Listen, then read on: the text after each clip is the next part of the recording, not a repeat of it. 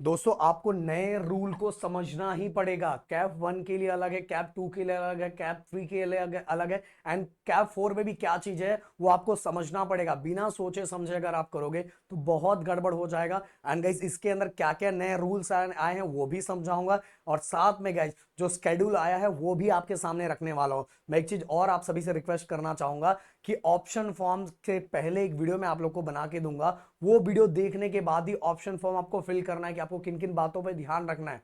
तो भाई बिल्कुल जल्दबाजी नहीं करना है। एंड दोस्तों आपके मन में जो भी डाउट चल रहा है कमेंट बॉक्स में लिखो, उससे रिलेटेड ही वीडियो मैं लेके आऊंगा। और नए हो तो प्लीज ये चैनल को सब्सक्राइब करो, क्योंकि 3 साल की जर्नी इसी चैनल के साथ होने वाली है गाइस। तो फिर फटाफट फटाफट सब्सक्राइब करके रख दो। अब बात करते गए जो शेड्यूल डिक्लेयर हुआ वो, और साथ में रूल भी बताते जाता हूं मैं।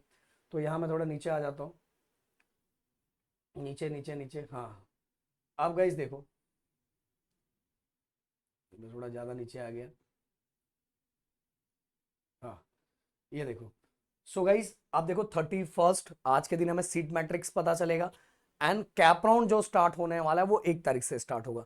तो 1 2 3 ये तीन तीन दिन आपको मौका मिलेगा ऑप्शन फॉर्म भरने का। ऑप्शन फॉर्म भरने का मतलब आपको जो भी कॉलेज लगे कि मुझे ये कॉलेज में मुझे लिस्ट में डालना है, वो कॉलेज आप ऑप्शन फॉर्म में फिल कर सकते हो 1 से 3 तारीख में। फिर इसके बाद गाइस 5 तारीख को आपको ये पता चलेगा कि आपको कॉलेज अलॉट हुआ कि नहीं अलॉट हुआ। अब क्या नए रूल्स है वो मैं आपके सामने रखता हूं। कैप राउंड 1 सबके लिए रूल अलग अलग है, फिर से बोल रहा हूं तो हर चीजों को बहुत ध्यान से सुनना।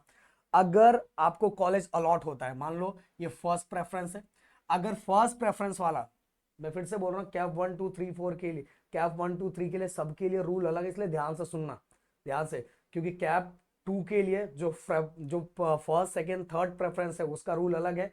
कैप 3 के लिए स्टार्टिंग के 6 प्रेफरेंस का रूल अलग है, इसलिए चीजों को अच्छे से सुनो। तो फर्स्ट नंबर वाला अगर कॉलेज अलॉट होता है कैप 1 के लिए, तो आपको एडमिशन लेना ही पड़ेगा। एडमिशन नहीं लोगे तो राउंड से बाहर हो जाओगे, ये बातें दिमाग में रखना।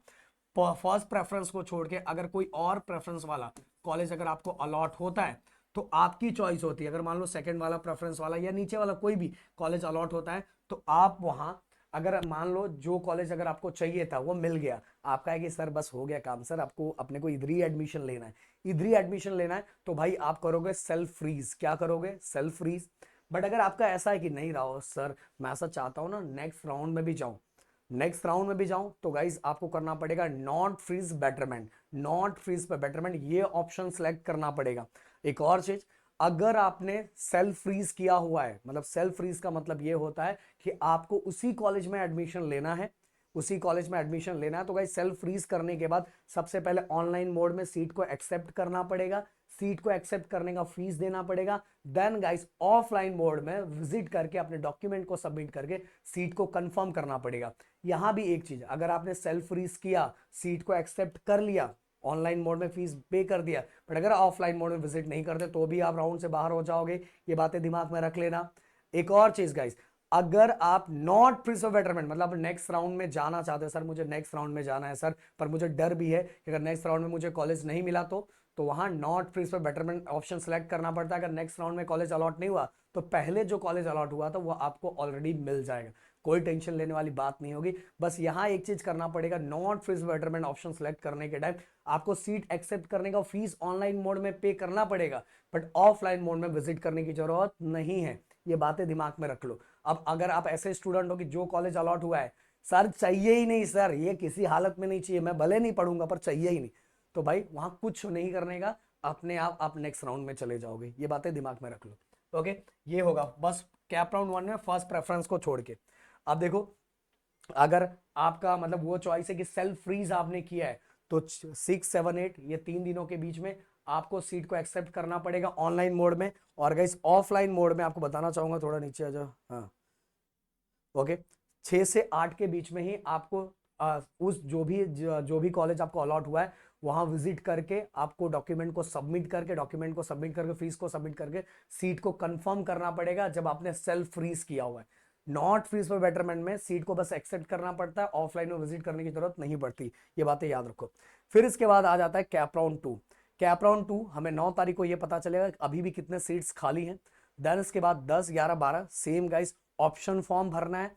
एंड 14 को अपने को पता चलेगा कि अपने को सीट अलॉट हुआ कि नहीं अलॉट हुआ। बट गाइस यहाँ फिर से कैप राउंड 2 का नया रूल, कैप राउंड 2 के अंदर गाइस टोटल स्टार्टिंग के 1 2 3, अगर इसमें से कोई भी कॉलेज अलॉट होता है तो आपको लेना तो लेना ही पड़ेगा।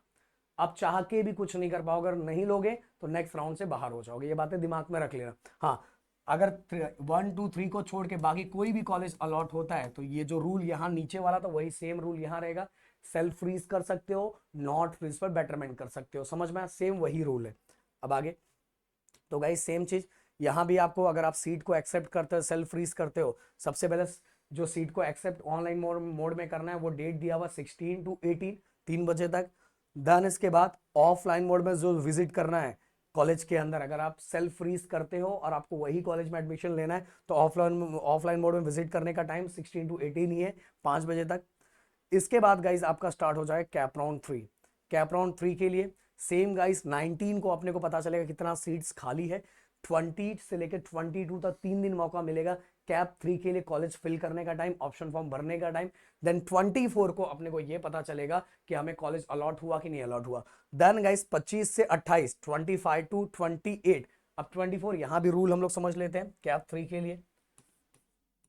कैप 3 के लिए 1 2 3 4 5 6। ओके गाइस, स्टार्टिंग के 6 कॉलेज जो आपने प्रेफरेंस लिस्ट में डाला है, ऑप्शन फॉर्म में डाला है, ऑप्शन फॉर्म में अगर स्टार्टिंग के 6 में से कोई भी कॉलेज अलॉट होता है तो भाई आपको लेना ही पड़ेगा। अगर नहीं लोगे तो राउंड से नेक्स्ट राउंड से बाहर हो जाओगे। ये बातें दिमाग में रख लेना। ओके, और नीचे के 6 के बाद 7 8 9 10 ये कोई फिर सेम रूल होगा, सेल्फ फ्रीज होगा, नॉट फ्रीज पर बेटरमेंट होगा।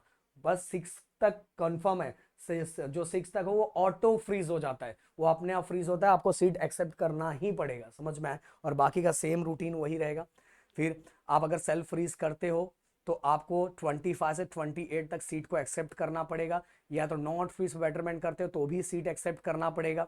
सीट एक्सेप्ट करना पड़ेगा, सीट मतलब नॉट फ्रीज पर बेटरमेंट ऑप्शन सेलेक्ट करना पड़ेगा। और अगर आप सेल्फ फ्रीज करते हो, उसी कॉलेज में एडमिशन लेना है तो ऑफलाइन मोड में विजिट करने का टाइम 25 से 28 दिया गया है। इसके बाद गाइस कैप राउंड 4 जो लास्ट राउंड है। ओके, यहाँ 29 को गाइस अपने को पता चलेगा कितने सीट्स खाली हैं, 29। देन इसके बाद 30 31। ये जो 3 दिन अपने को मौका मिला है, ये 3 दिनों के अंदर, ध्यान से सुनना, ये 3 दिनों के अंदर ही गाइस अपने को क्या करना पड़ेगा, ऑप्शन फॉर्म भरना रहेगा। एंड 2 तारीख को हमें यह पता चलेगा कि मुझे अलॉटमेंट मिला कि नहीं मिला कैप 4 के थ्रू। बट गाइस ये अलॉटमेंट फाइनल होगा, ये जो मिलेगा ये फाइनल होगा। इसी में आपको एडमिशन, अगर अलॉटमेंट मिला तो भाई एडमिशन ले लो। इसके बाद भी राउंड है, बट मैं कैप राउंड की बात कर रहा हूँ। मैं इस वीडियो के अंदर कैप राउंड की बात कर रहा हूँ क्योंकि ये लंबा सफर है और ये सफर में हम लास्ट तक आपके साथ बने रहेंगे। बस आप चैनल को सब्सक्राइब करना, आगे 3 साल भी हम आपके साथ बने रहेंगे।